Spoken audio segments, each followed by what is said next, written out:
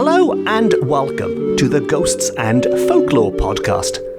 I'm Mark Rees, and on each episode, I investigate a different, weird, and wonderful subject. And on this episode, we are going to explore one of the most tried and tested methods of banishing supernatural creatures. A technique that has been used for centuries and centuries to send ghouls and ghosts and goblins and all manner of unwanted paranormal visitors back to where they belong. And that is exorcism. Yes, exorcism, a word which, since 1973, might conjure up images of possessed young girls tied to beds using some rather colourful language and regurgitating pea-green soup onto Catholic priests. But if we go back even further, if we go back to 1873 to 1773, while the idea of conducting an exorcism was the same, to banish evil forces from bothering their victims, the methods used were wildly different, as you will discover on this episode. And so, to begin at the beginning. And one subject that crops up again and again on this podcast, arguably the single most important subject when it comes to the ghosts and the folklore of Wales, and not just the ghosts and folklore, the history of Wales, the culture of Wales, and not just Wales, of Britain, of Europe, of Western civilization. This one subject, this one hugely important thing that somehow gets overlooked in all of the fantastical tales, and that is Christianity. Christianity, for better or for worse, has shaped Wales as we know it today, and it has fundamentally shaped the ghost stories and the fantastical folklore of the land. Christianity is the lens through which people traditionally viewed such strange events. If they encountered poltergeists, if they encountered the fairy folk, it was seen as the work of an evil force active in this world. It was a sign that the devil walked among us, that his minions, his legions of demons were here on this earth. In fact, Wales's first ghost hunter, as it were, the first person to collect together a book of supposedly real-life ghost stories, long before I started publishing my books about similar subjects, back in the 18th century, and this is a person I've mentioned a number of times on this podcast over the years now, but he was himself a man of the cloth, a minister known as the Old Prophet, which is a great nickname, the Old Prophet Edmund Jones. And a century after Jones collected these tales together, an American folklorist who I've also mentioned a number of times over the years, Wirt Sykes, also walked in Jones's footsteps, as it were, walked around Wales gathering Welsh ghost stories in the late Victorian age. And he made a rather interesting observation about Jones. He noticed that as somebody who dedicated their life to investigating ghosts and other supernatural creatures, Jones spent all of his time traipsing around talking to people about these things. Nevertheless, Sykes noticed that he relied primarily on second-hand information. Jones was not publishing many of his own personal tales and anecdotes. In general, he was using other people's stories, other people's encounters with these ghosts and these fairies and whatever they might be. And Sykes suggested there was a reason for that, and he said, to quote, "The extreme piety of his daily walk and conversation may have been held as an explanation why the Prophet Jones saw so few goblins himself, and consequently why most of his stories of the fairies are related as coming from other people." Now, very quickly, words like goblins here are used interchangeably in the good old days with words like ghosts and bogeys and things. But what Sykes is saying is that Jones wrote about ghosts and goblins and ghouls and whatever they might be, but he didn't see many ghosts himself. And that was because of his extreme piety. And this suggestion that deeply religious people, which of course in Wales at the time means deeply Christian people can protect protect themselves from supernatural forces. And this is an idea that folklorists like Sykes return to again and again, that all good Christians will not be bothered by such things. They don't need to worry about protecting themselves just by being pious. They are safe. And to quote once more, he says the value of a general habit of piety is a means of being rid of fairies. If you are pious, if you stick to your religious duties daily, nothing too over the top, I don't think, but as long as you pray, as long as you go to church now and then, you can keep these things at bay.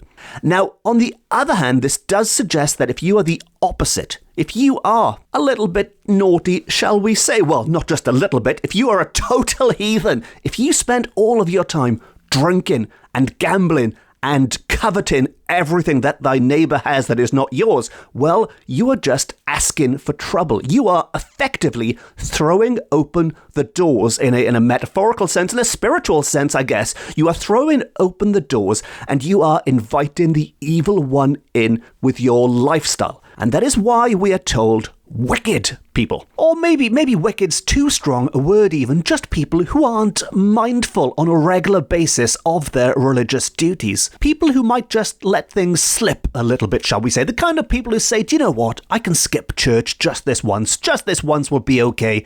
And before you know it, it happens again and again, and you're on that downward slope. They are the people who might let evil sneak in. And that's why it's important to make the distinction between the wicked who are knowingly going out and doing things they shouldn't be doing, to people who consider themselves to be good Christians, but nevertheless, unknowingly, they are leaving themselves open to such things, and that is why they are the kind of people who might encounter these fairies, these sprites, these ghosts, these ghouls, these goblins, whatever name you want to put on these things that are out there, just waiting for a little crack to sneak in and pounce. And if you're listening to this thinking, do you know what? I see these things all the time. I must be doing something wrong myself. Well, the good news is, even if things get particularly out of control, if things get really bad, even if you are extremely wicked, Christianity can still help.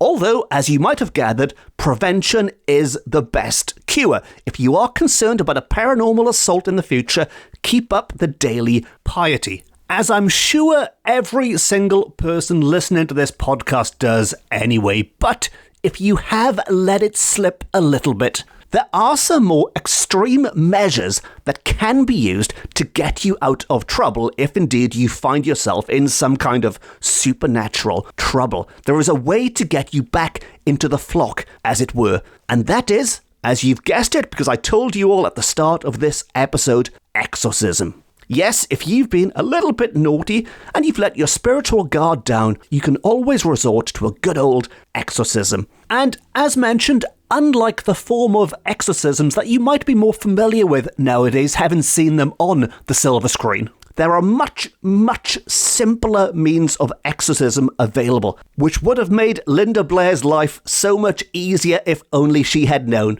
But there are much simpler means of exorcism out there, some old folkloric tricks that might not look as good in modern-day horror films, but certainly get the job done, at least so we're told. And what is slightly unusual about one or two of these forms of exorcism is not all of them are grounded in Christianity. Some of these are non-Christian means of exorcism, which might sound very unusual, especially on an episode dedicated to Christian exorcisms. But these initial ones, which are non-Christian, we are told Prophet Jones was not a fan of them. As you can understand, he was a minister. But if you wanted to conduct an exorcism in a non-Christian way, you could produce a black-handled knife. If you happen to have a black-handled knife lying around, you can produce that to scare away whatever supernatural foe you might be encountering. And if that doesn't work, you can try the second one, which is turning one's coat wrong side out. I'm assuming that's inside out. Turning one's coat wrong side out is an effective way of ending an exorcism, and that one isn't a piece of old Welsh folklore. That one cites credits to African Americans in the south of the United States. And it's always nice to go international with a folklore now and then. But getting back to the more religious exorcisms, what Sykes describes as the more spiritual exorcisms, I guess what you might call the Christian ones that Jones would have approved of. Prophet Jones would have approved of these God-approved forms of exorcism. And these have more in common with the exorcisms that you see on screen nowadays, the whole holy water and power of Christ compels you stuff. And the first form is incredibly easy to do. I think everyone listening to this podcast will be able to remember this one and conduct it in the case of emergency, dig out this form of exorcism. And we are told first among these forms of exorcism, ranked number 1 is the pronunciation of God's name. That is it. The pronunciation of God's name. Like I said, nice and easy. All you have to do is invoke the name of our Lord and job done. Something like, in the name of God should do it. If you want to be extra theatrical, in the name of God, begone foul devil, or something along those lines should add an extra oomph to it. But just pronouncing the name of God, God's name should in and of itself be enough. If, however, that pesky demon is still hanging around, there is another relatively easy exorcism technique. Not as easy as the last one, because this one is slightly out of your own personal control. It does rely on somebody else's voice this time, or some other thing's voice, I should say. And that is, to quote, the crowing of a cock. A sound that might be familiar to farmers around the world when the cockerel signals the dawning of a new day, which I'm assuming has some reference to the resurrection of Christ. Sykes says there is a connection with the story of our Saviour, so I can see the parallels there with Jesus rising from the dead like the sun rises each morning. And if you're thinking at this point, well, that's all well and good. I am now equipped to conduct my own exorcism if needed. I can invoke the name of God and, failing that, wait until daybreak where the sound of the cock crowing will scare away whatever malicious forces are around me. But how do I know for certain this actually works? Is this fact, or is this more of your silly old folklore? Well, it just so happens the good old Prophet Jones, back in the 1700s, did indeed record one such account, a first-hand account that was recorded by Jones of how to quote, a very religious young man called Rees John Rosser from Hendy in the parish of Llanhithl, who went, we're told, one morning very early to feed the oxen in a barn called Ysgubor y Llan. Ysgubor y Llan, and those of you fluent in translating obscure old Welsh place names will already know this, but that name offers a hint to this deep piety alluded to in Wales. Because the first part, Ysgubor, which is Y-S-G-U-B-R, simply means barn, with just Y simply meaning the, and Llan being possibly the most popular word you will see in Welsh place names. If you're driving around Wales, you will see signs for places like Llanelli, Llandudno, Llantrisant, Llangollen, Llangranog, Llansamlet, Llanberis, Llangenith, Llangadog, something else. There's hundreds, but I've gone blank. There's thousands of them maybe. But Llan means church, or the parish of. It is the holy land of the faithful people. And so all these names across Wales that you see with Llan in are all Christian in origin and stand as proof of the power of Christianity across the land. And they mean this is the church or the parish of somebody, and not just anybody. The name of the saint is in the name as well.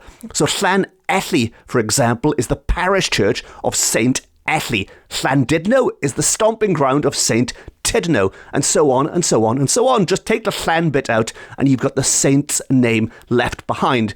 And in this case, this barn, Ysgubor y Llan, means it is the barn of God himself. This is God's barn, where God can keep his donkeys or whatever he wants to keep in there. Well, there's oxen in this particular one, but God can keep whatever he wants in his barn. It's his barn. It's none of my business, really. But Rees John Rosser from Hendy went one morning very early to feed the oxen inside the barn, and having fed them, he lay himself on the hay to rest. It was hard work. I'm assuming he needed a breather, maybe a little bit of shut-eye, so he lay down on the hay. And while he laid there, he heard the sound of music approaching. And presently, a large company of fairies came into the barn, which I'm sure was the last thing he was expecting. Heck, it would be the last thing any of us would expect if we were just lying down for some shut-eye in a barn. But in they came, and they wore striped clothing, some in gayer colours than the others, but all very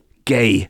And they all danced to the music. He lay there as quiet as he could. He was trying not to move, trying not to be seen, thinking they would not see him. But he was espied by one of them, a woman who brought a striped cushion with 4 tassels, one on each corner of it, and put it under his head. So while he was trying not to move, trying not to attract any attention, when he did catch their attention, it turned out that in this case she was a nice, thoughtful, pleasant fairy who made him comfy with a cushion on which to rest his head.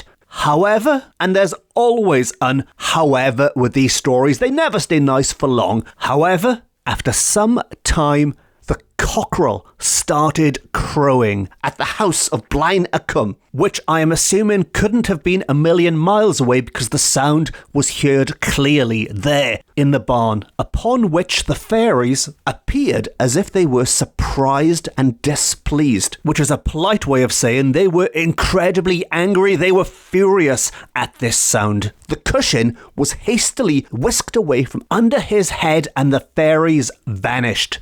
So, to recap that quickly, he was lying there comfy with this cushion under his head, but when the cockerel crowed, the fairies grew angry and disappeared, and so did that cushion. And as some kind of explanation as to what the heck was going on in that barn, we are told that the spirits of darkness do not like the crowing of the cock because it gives notice of the approach of day, and they love darkness, not light. And it hath been several times observed that these fairies cannot endure to hear the name of God. They cannot endure to hear the name of God, and so Jones is telling us in this story, much like Sykes does a century later, that you can banish these creatures, these evil creatures, whatever they might be, fairies, ghosts, or otherwise, with these forms of exorcism, with the crowing of a cockerel, and by calling on the name of the Lord.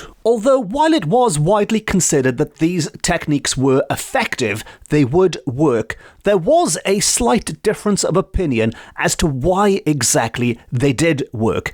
And a 19th century Welsh preacher whose opinions, we are told, contrasted most decidedly with those of Jones. It sounds like Jones doesn't really agree with a lot of things. He is very much his own man. He has his own opinions. But a preacher whose opinions contrasted most decidedly with the prophet Jones had the following suggestion as to why the cock crowing was such an effective way of exorcising the supernatural. And his theory related more to the rising of the sun than the sound itself. The sound itself just acted as a signal, as a warning that the sun was rising, but the sun was the important part. And to quote, we are told that the cock is wonderfully well versed in the circumstances of the children of Adam. His shrill voice at dawn of day is sufficient intimation to every spirit, goblin, wraith, elf, bogey, and apparition to flee into their elusive country for their lives before the light of day will show them to be an empty nothingness and bring them to shame and reproach. which is a rather poetic and powerful way of saying that the cockerel sound itself doesn't harm these creatures, be they bogeys, be they apparitions. There was quite a list there, but the sound itself doesn't affect them. In fact, it serves as a warning to them because it is the light of day that they fear the most. And this sound is merely a warning to say you need to get back to where you came from because what's coming next is not going to be good. In fact, the light of God will shine a light upon them and it will reveal them to be nothing, literally nothing but empty nothingness. These things might scare us in the night, but by the light of day, they are revealed to be nothing in the face of God's power. And I guess if you were going to wrap that up into a nice, neat metaphor, into a nice inspirational quote, as it were, which you don't get many of on this podcast, but it's almost like looking on the bright side, and that no matter how bad things might be, no matter how dark it might be, no matter how scary the monsters, there is always a new day, there is always a fresh start on the horizon. It's just around the corner. And to wrap up this episode, and it's been a while since I've done this, but to wrap up this episode, I am going to drag the Bard of Avon into things. He used to pop up quite regular, and we are overdue a little bit of Shakespeare. And as I'm sure all Shakespeare fans know already, he introduced this piece of folklore, this very superstition, into Hamlet, which has a very famous scene with a ghost. And when the ghost appears, before he can utter his words of wisdom, the ghost is interrupted and makes a swift exit. And to quote Shakespeare, or to quote Bernardo, I should say, from that particular scene, he says that it was about to speak when the cock crew, to which Horatio replies, and then it started like a guilty thing upon a fearful summons. So the ghost was about to speak when the cock crew, and then it fled like a guilty thing. Or as Shakespeare put it, it was about to speak when the cock crew, and then it started like a guilty thing upon a fearful summons. So even in Shakespearean plays, the cock crow or the coming of the morning, depending on which holy person you agree with, can scare away the supernatural. And if Shakespearean times wasn't old enough for you, Sykes does tell us that this belief is of extreme antiquity and is even mentioned in the 4th century by a Christian poet as being a tradition of common belief. And it's not very often the 4th century crops up on this podcast. See, we really have spanned the world and we've spanned the ages on this episode. And that really does bring us to the end of another episode of the Ghosts and Folklore podcast. If you enjoyed this episode and you haven't already, please consider subscribing. And if you really enjoyed it, you can support it by rating it, reviewing it, telling your friends about it. And if you really enjoyed it and you'd like to support it going forward, you can treat me to a coffee via my website, which is always very much appreciated and goes towards keeping this thing on the air. If you'd like more Ghosts and Folklore, you can follow me on social media. And as well as this podcast, I've written a number of books about similar weird and wonderful subjects which are available from all good bookshops, offline and on. And on that note, it just leaves me to say thank you very much for listening. Diolch and fawr iawn am wrando. I've been Mark Rees. This has been my Ghosts and Folklore podcast, beaming to you from Wales to the world. And I've just spoken about Shakespeare, which I haven't done on this podcast for a while, but he does pop up occasionally. And something else I haven't done for a long time on this podcast, but a lot of people fondly remember, or certainly remember, I don't know if fondly is the correct word, but I haven't used one of my fantastic special effects in a very long time. Special effects that are so bad they are brilliant. And I do get some lovely messages and comments from people about the special effects. I know that might be hard to believe, but trust me, there are some people out there who enjoy them. Well, just for those people, well, no, not just for those people, for everyone, for all of you, as a one-off, I am going to play a new special effect for you because I thought if you have listened to this episode and you are now worried about those creatures in the darkness, I am going to use this sound effect to cleanse the air and to effectively perform an exorcism on everyone listening. So if you are concerned about malign forces in the darkness, fear not, because within a few seconds, they will all be banished. I hope. Until next time, no star.